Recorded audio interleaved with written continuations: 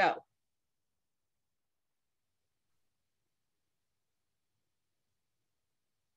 Aloha. I take it I'm being recorded now. I'm Dr. Lessin, and I've developed a sort of a pretend sort of self-hypnosis LSD trip for you to have, where you learn a lot about yourself. But it's really based on a whole lifetime of research with LSD. I was in a program trained by Stanislav Grof and how to use LSD therapeutically, and used it a lot for a lot of people, and it's really very, very powerful. And so I'm going to wrap a little bit, show you some slides, and then my star patient, Janet, is going to talk about her experiences, and you'll have something at the end that you can actually do for yourself and people that you want to explore deeply with. So, Janet, would you like to say something about how you got involved in this stuff? Yes, back in the day when I was married in my second dysfunctional marriage, I started to go through talk therapy, and I went through many years of talk therapy, relationship therapy, and I wasn't really getting very far. I was getting to the surface of the issues, and I realized that I had some deep trauma repressed because I would, get angry fast and act out or overreact emotionally, and but I did the best I could until I finally was going to see my parents. They were dying. I went back to Pennsylvania. I was going to go to a conference in the East Coast, it was the Loving More conference about polyamory and relationships. And so I decided to stop at a bookstore to get a book for the flight. And I had this thing where I close my eyes, I just go to the bookshelf, and I go, oh God, what am I supposed to read now? What will be my guidance? And then I reach up and I grab a book and I take it down, and I open it up, and it's exactly what I'm supposed to be doing. It works every time. I've been doing this for 30 years, right? 40 years. So my sister said, hurry, we're not going to make it to the plane. So I just saw what it was. It was Stan Grof, and it was LSD psychotherapy. And I didn't even have time to, buy it. It was like, okay, we'll go. And I put it back on the shelf, and we made it to the airport in time.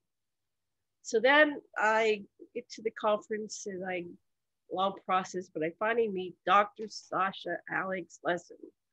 And during a conversation of us getting to know each other, he talked about how he worked with Stan Grof and how they did LSD psychotherapy.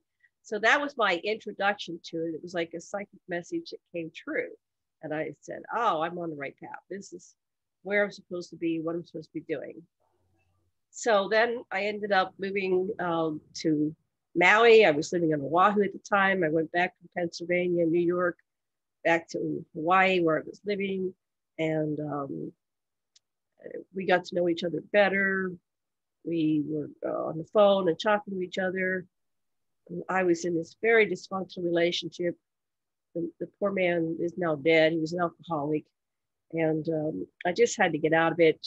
And things weren't working well in my life. So when I met Dr. Lessin and came over to his house, let's go. You take the story from there. What was going on here? We were doing therapy with lots of different clients. Now we never provided any of the entheogens. They're called entheogens towards God. They're a specific type of sacred medicine that opens you up to higher consciousness, and it was widely used back in the 60s. Tell them a little bit about how these entheogens were used with Stan Grof and other people, or do you want to just go right to the presentation? But you're looking down. That's fine. Okay, so it's fine. What happened is Stan Grof was a young psychiatrist, Freudian psychoanalyst in Prague, in Czechoslovakia. And he was running a mental institution. The communists overthrew the government of Czechoslovakia, And but Stan stayed on working with his patients. And Albert Hoffmann in Switzerland sent Stan a sample. He said, this stuff is called LSD, lysergic acid diethylamide, and it makes you feel temporarily crazy. And so if you and your doctors and nurses take this, you get a feeling for what it's like to be crazy. Maybe you can help your clients better. So Stan and his doctors and nurses tried it, and they had a certain sequence they kept finding.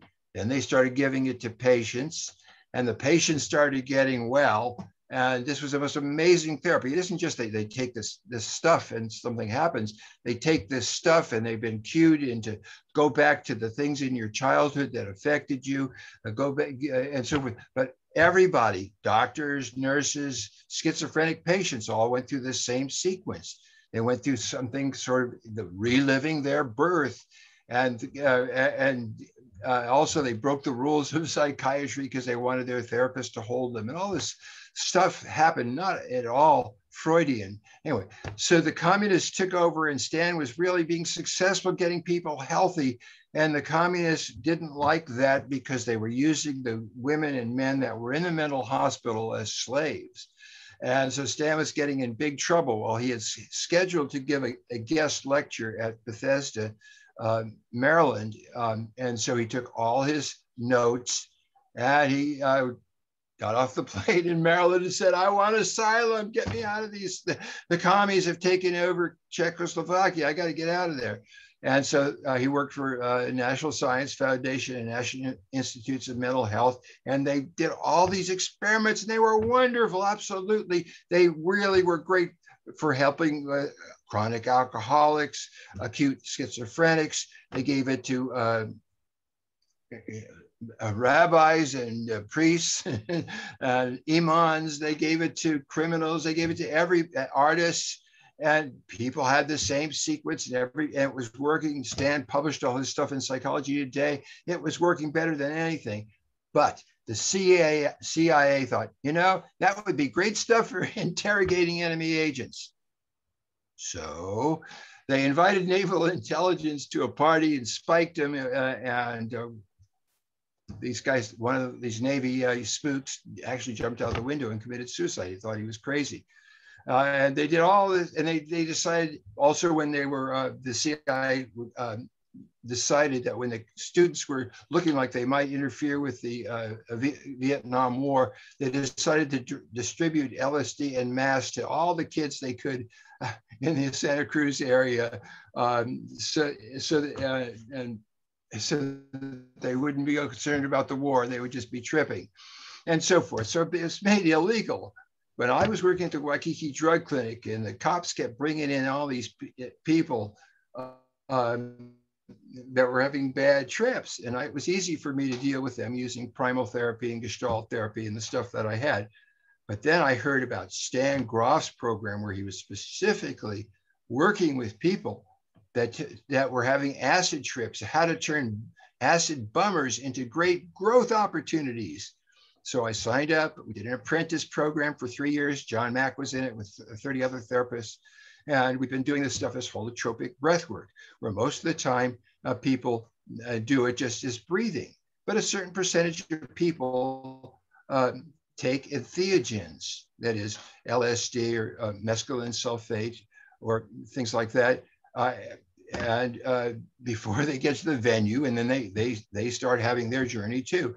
So we had a chance to observe each other, the same 30 psychotherapists and psychologists, and thousands of other people. And we learned how to run huge groups of people using subgroups and partners, and a whole system that we're going to explain to you. Well, one of the interesting things is Levitsky's work has shown that any drug you've already taken, ever, Novocaine or whatever, you can still get it by self-hypnosis again. So if you've ever had an acid trip, this thing that Janet and I are going to teach you, all you got to do is tune into that acid space. And as you know, it's totally idiosyncratic. It'll take you where you don't expect, or maybe where you expect, but in any case, you park your intellect an observer and recorder, and you just see what's there for you, what's most salient. And we'll get into this specifically, but this is a very, very interesting technology. Now, all hypnosis is a hypno thing. Hypnosis means suggestion.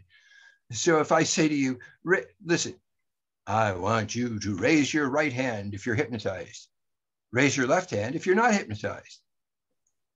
If you raise either your right hand or your left hand, you're hypnotized because you're following my suggestion. So we make the suggestion that this is, we're going to give you some stuff that's going to really give you some options and show you that all your options are there, but you're in charge and you don't have to go any place you don't want to go. And if something unpleasant starts to happen, you can say, I don't want to do that now. Or you can say, part of me that says, I don't want to do that now. Tell me when you came into my life. How did you serve me then? And some other things that we'll teach you.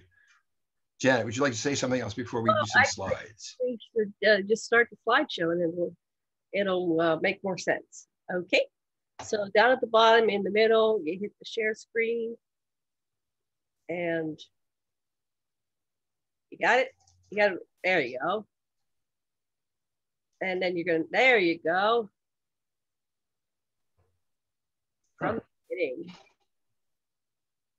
Okay, so the name of our talk is Learn LSD Hypno-Fantasy Facilitation. And this is a picture actually where it is. There's the sitter, he's sitting there, totaling all his attention on the breather. She's there.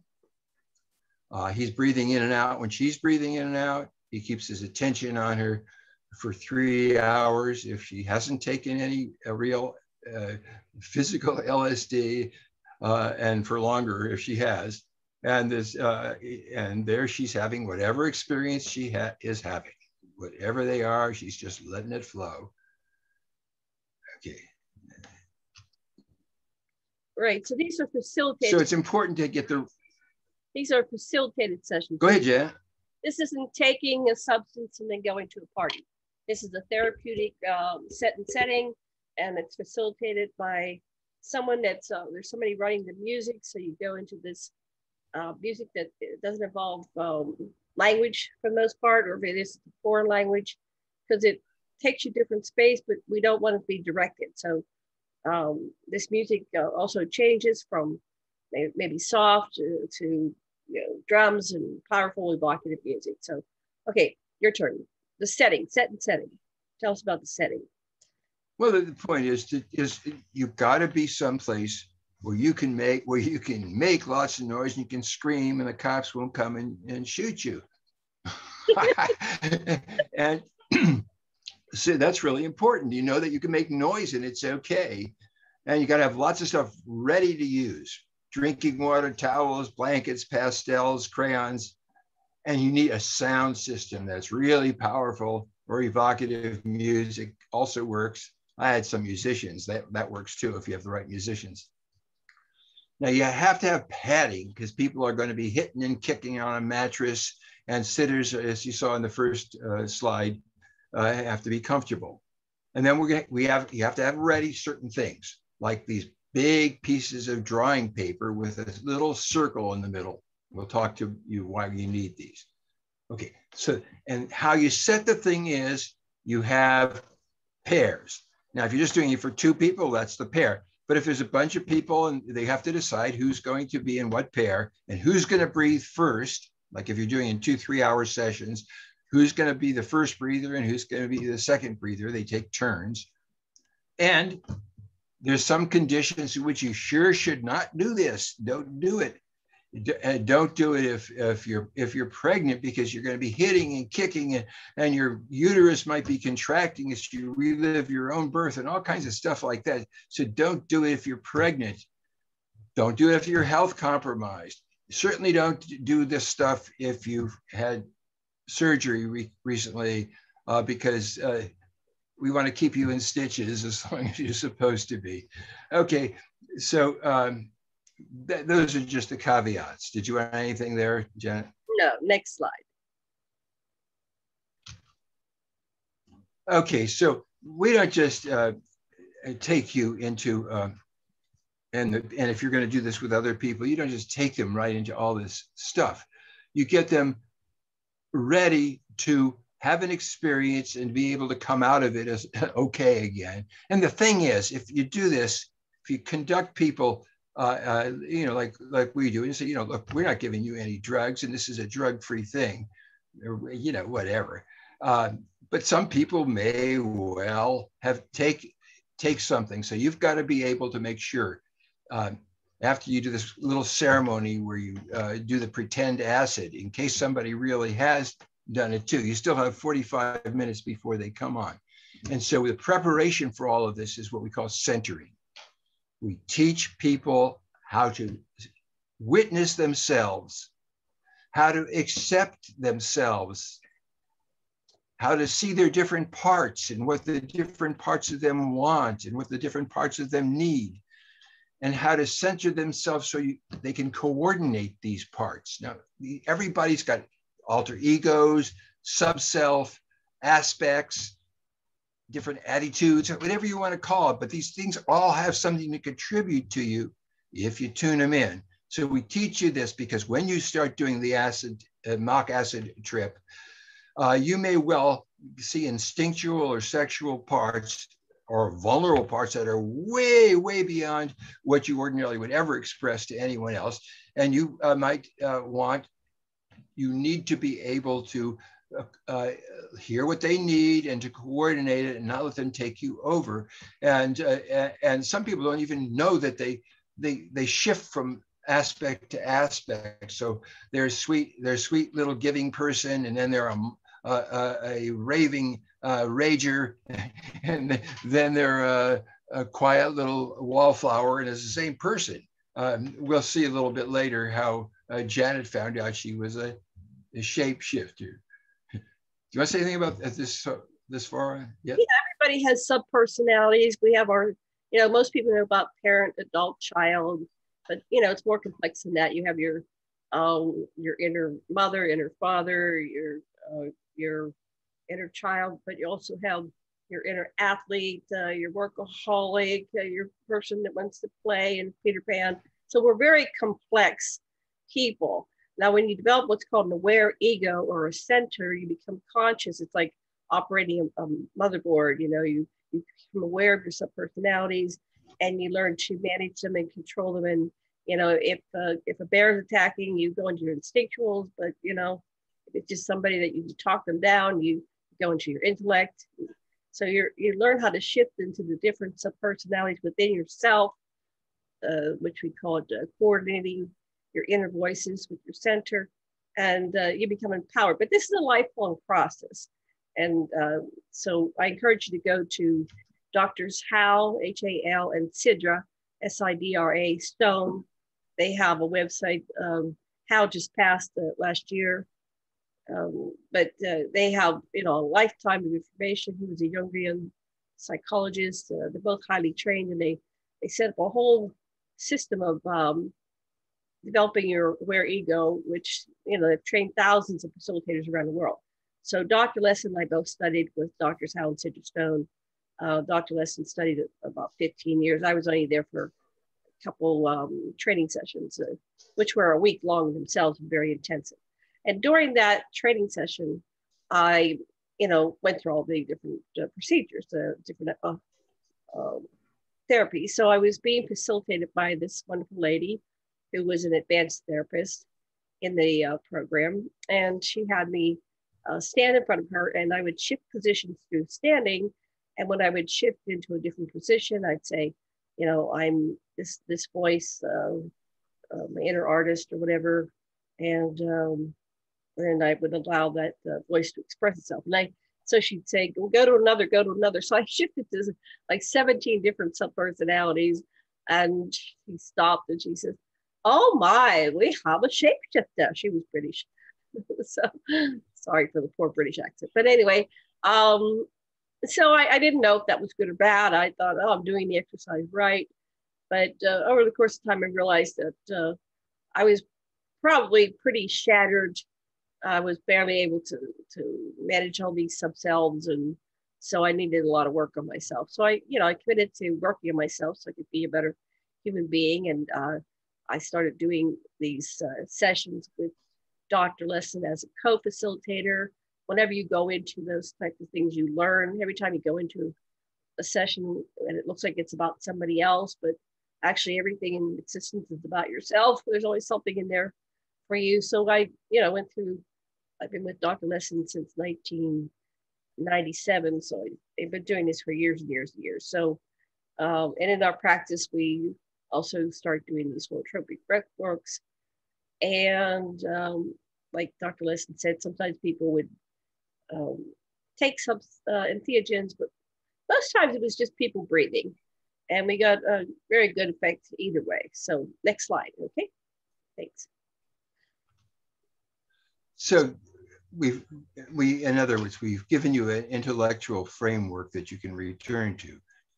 The next part of this pretend acid trip, we make sure that your body knows and your voice box knows that everything goes. And so we do these exercises from bioenergetics, just one of them that we do. With your eyes closed, you hit your fists on one side and the other side while you kick your feet down toward the wall and let your heels hit afterwards, yelling as you turn your head from side to side as loud as you possibly can. No, no, no, with the hypnotic suggestion that if there's anything you would want to say no to or anyone you would like to say no to, that you might image that, or you might not. You might just do this so your body and your voice knows it can do whatever it needs to do. And this, so far what we've done is we've provided a safe setting. We've let people have partners.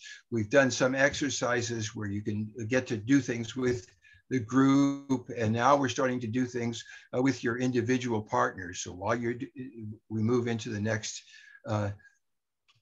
part, which is we do some exercise and we change what this is. But one of the best ones is to start with is an emotional trauma release of some kind. And it's very interesting. And we give a whole panoply of possibilities. But basically, one of the basic format of all of this is that you allow yourself to recall a critical incident that is worth your exploring in depth at this time, and you relive it the way it was, and then you relive it even expressing if there was more to express, and you then can reprogram it. And one of the most fascinating things of Stan's LSD work and the work that we supervised is almost everybody at some point goes through the sequences of their own gestation and birth in 4 major stages, where when there's plenty of room in the womb, that's your prototype of heaven and blissful relationships. And when you're getting real big and mom stays the same size, that's your prototype of hell and being trapped in relationships and past lives where you were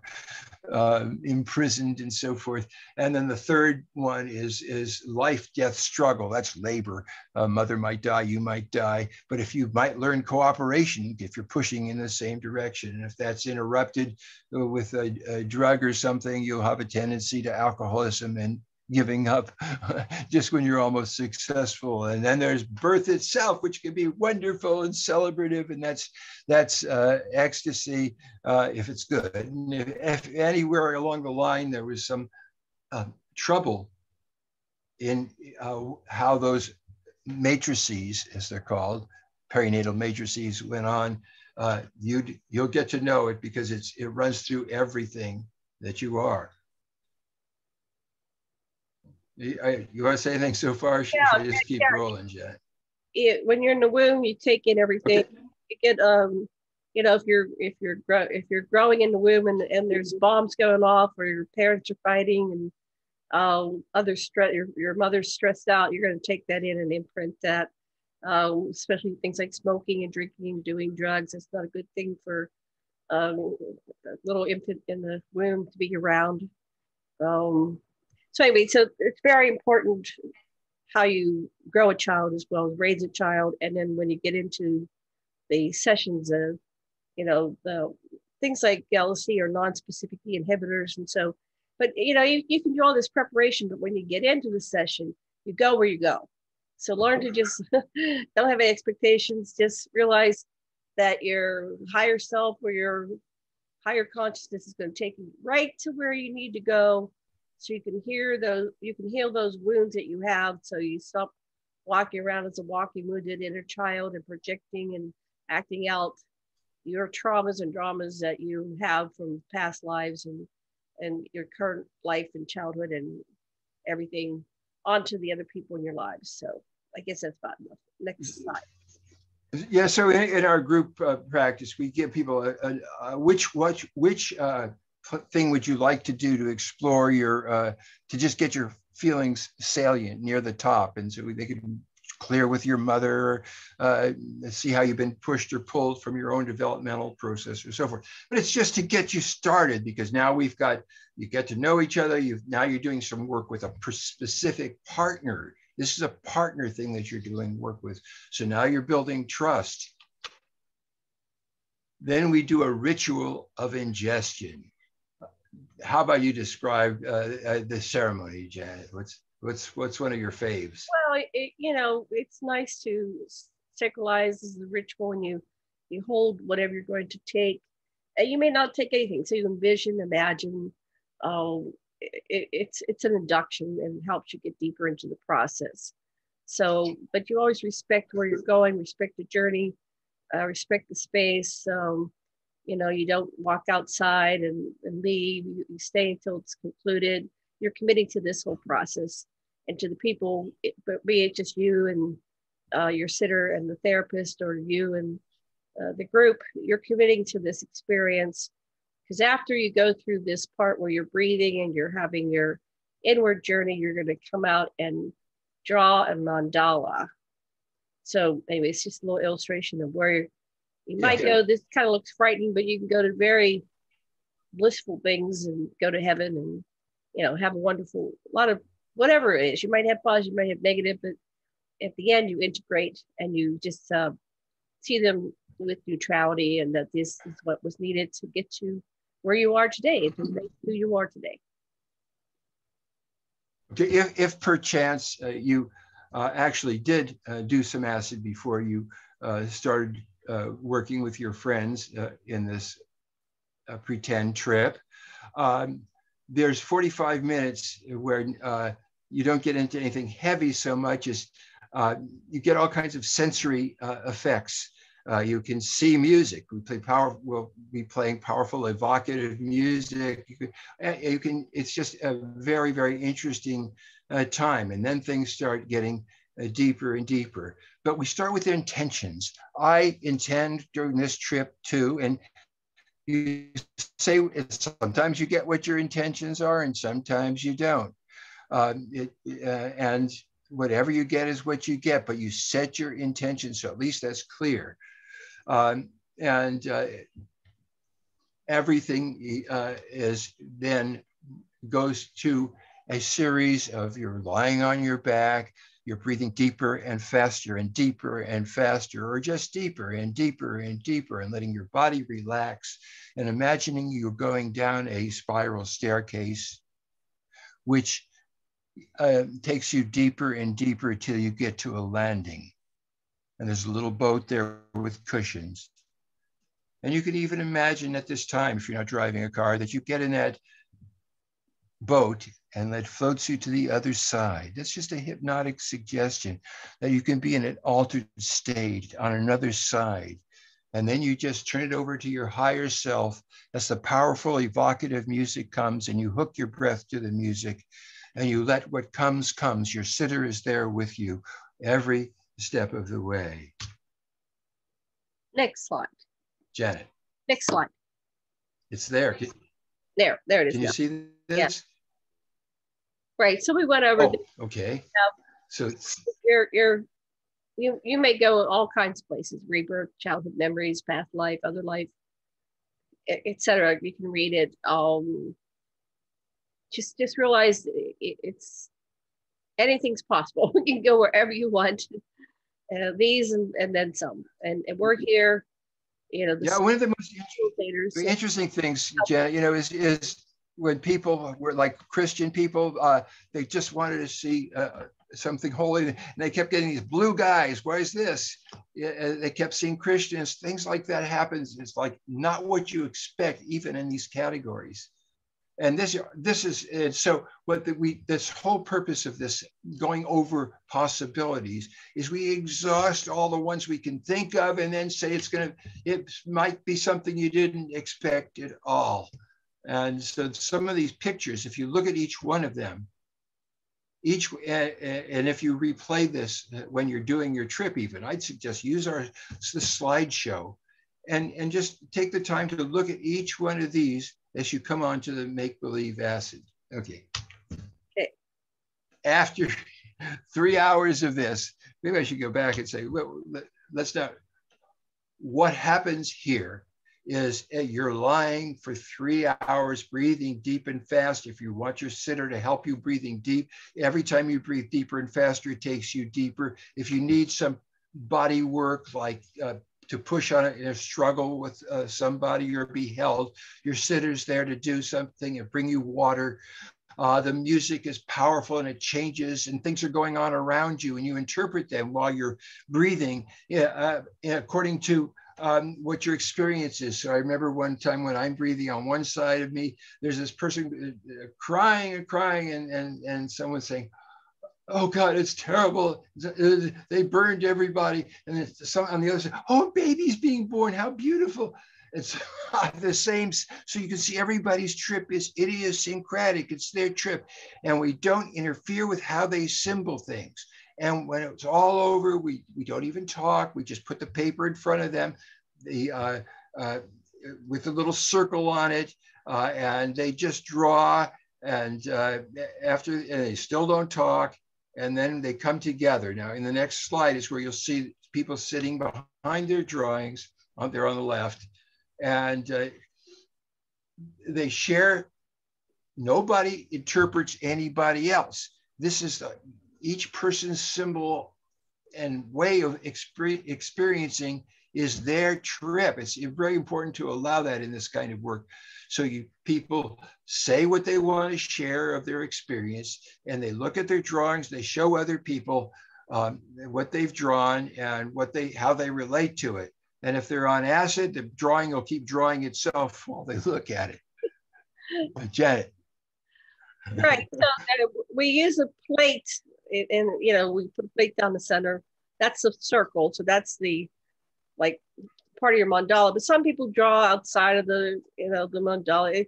Inside, it's not really meant to create a boundary for you. It's just a framework. I want to mention during the sessions, if you have to go to the bathroom, your sitter will encourage you to kind of keep your eyes closed or just listen so you don't fall, and they will take you to the bathroom door and help you go in, close the door, and come out. And so they direct you back and forth. So you're staying in this translate state the whole time. But afterwards, don't interpret each other. It's actually the drawings come out one at a time. This is at the end. This illustration shows everybody at the end. But when we're talking about our drawing, it's just one at a time. So when you're done with your drawing, you put it behind you. At the very end, So we encourage people when you do these breathwork sessions that you save your drawings. If you're doing it once a year or once a week, whatever, you'll see how you evolve, how you make progress in life with these different mandalas. It's good to put them on your fridge, but they're kind of big. Next slide. Sometime in the next few days, I see each person individually and take them through a centering session so that their inner therapist, which I evoke, and their center and their fair witness can integrate the instinctual and sensual and very vulnerable parts that may have come out during the mock or otherwise acid trip. But I make sure that each person has closure. As a person, I found somebody who would be willing to share just what this journey is actually like for her in her life, because it's really something. And that's Janet. And this is Janet's experience with LSD therapy and other kinds of therapies that we integrated with it.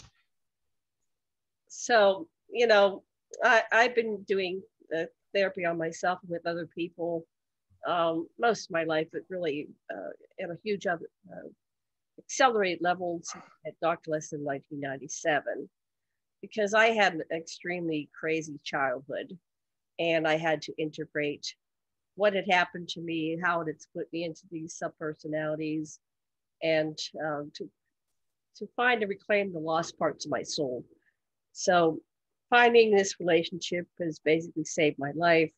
I probably wouldn't be here talking to you had I not found this type of therapy to help me reintegrate and stabilize my life so I could have, a nice, healthy, fulfilling life. So I met Dr. Lessin.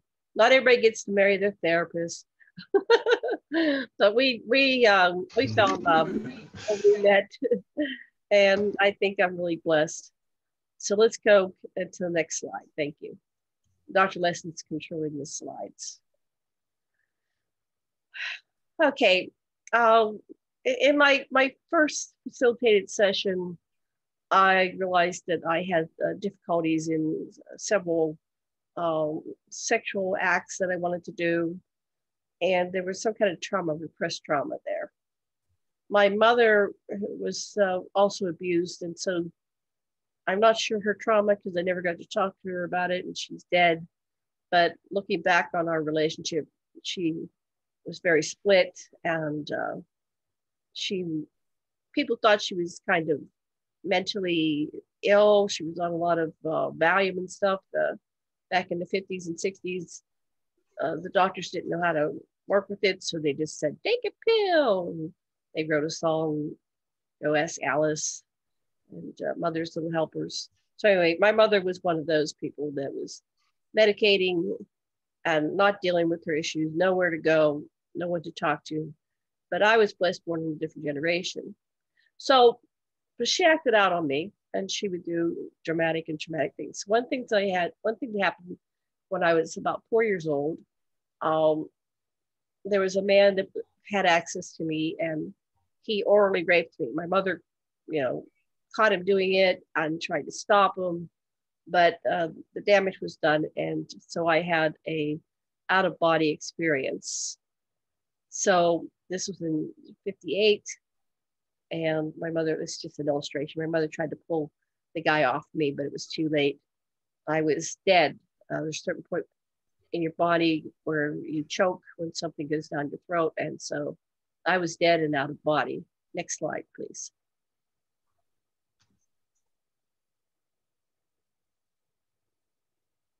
So when I was dead, I went to the interlife. I want to call it heaven because it was very beautiful. Meanwhile, back on earth, the man that had abused me, and then they called the neighbor because I was dead. They could not revive me. They somehow knew that he would know CPR. So they had Marty come in, and he was actively trying to revive me. And while I was in this state of in between worlds, go ahead, next slide. It was very beautiful, peaceful. And I went through the life review they talk about. So in the life review, I was shown different, keep going, possibilities of where my existence and the existence for many of my family members would go if I stayed on the other side. The first person that met with me was my personal guide, and I was very traumatized by what had just happened. So she comforted me. So the next one, that's okay. You can keep going as I'm talking. So once I felt a little bit stabilized, I went to my council. The council of guides, they're not all female, they're male and female, but that was a good illustration. They were trying to help me make a decision on what I wanted to do. And so we went through this process of a life review where I was shown, keep going, different possibilities of what would happen to my family yeah, I just want to state that this in-between place was perhaps more warm and welcoming than even my Earth existence. It's very peaceful. It was like, this is where I'm really from. This is the real existence. That coming to Earth is kind of just a hologram, just a reflection of the potential. So when your relatives die and they say they're in a better place, probably in a way you are in a better place, but it's just because there's a greater awareness of what's going on. So next slide.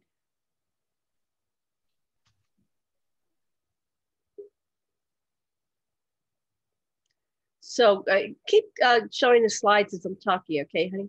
So they showed me many timelines. It's kind of a representation of where you can go, the different roads you can travel in existence.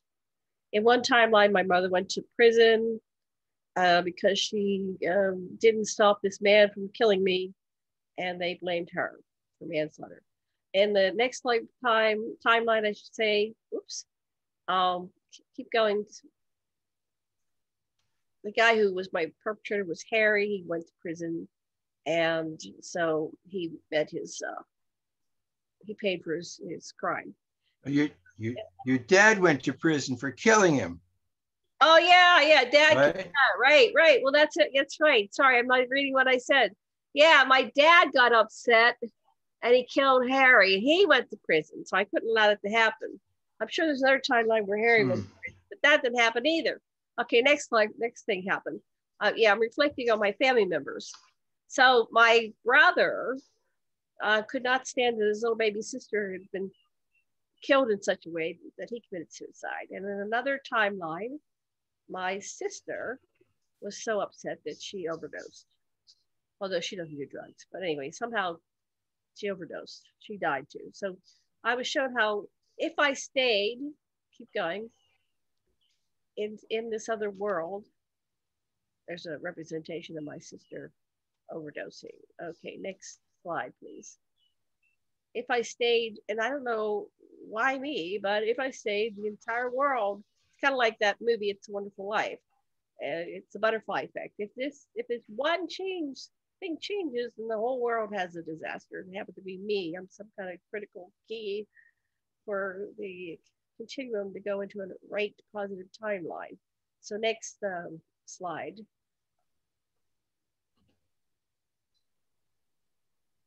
Okay. So if I stayed on the other side, they show me images of the whole world perishing. It was like, well, I can't do that to my family, and I can't do that to the world. So next slide.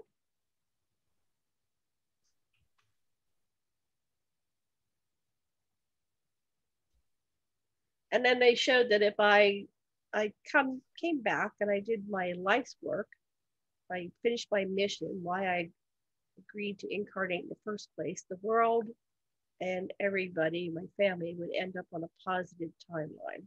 So hopefully we're on a positive timeline now, folks.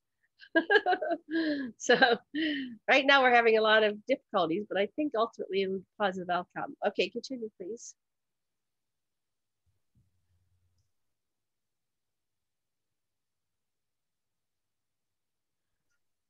So at what point they stopped and they asked me, and they made it very clear that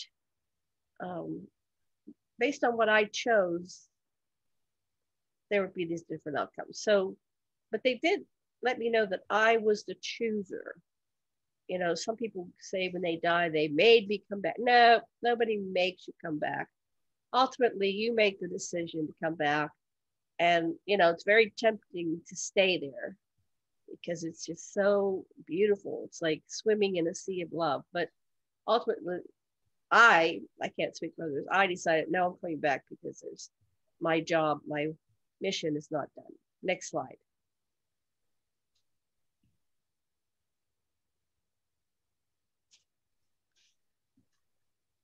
Yeah, it's just a representation of how beautiful it was. That's kind of what I looked like, although my hair wasn't that long, but yeah, I had sandy colored hair like that, big blue eyes. Next slide.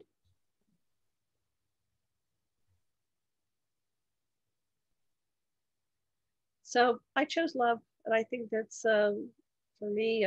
That's like the main mission at every crossroad is to always choose love, because what we do affects everybody, it affects the entire continuum.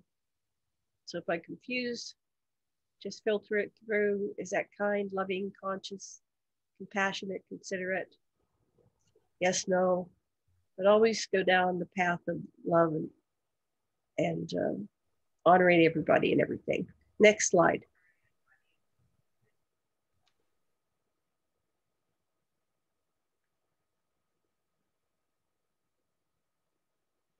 Okay, so that's kind of what it is.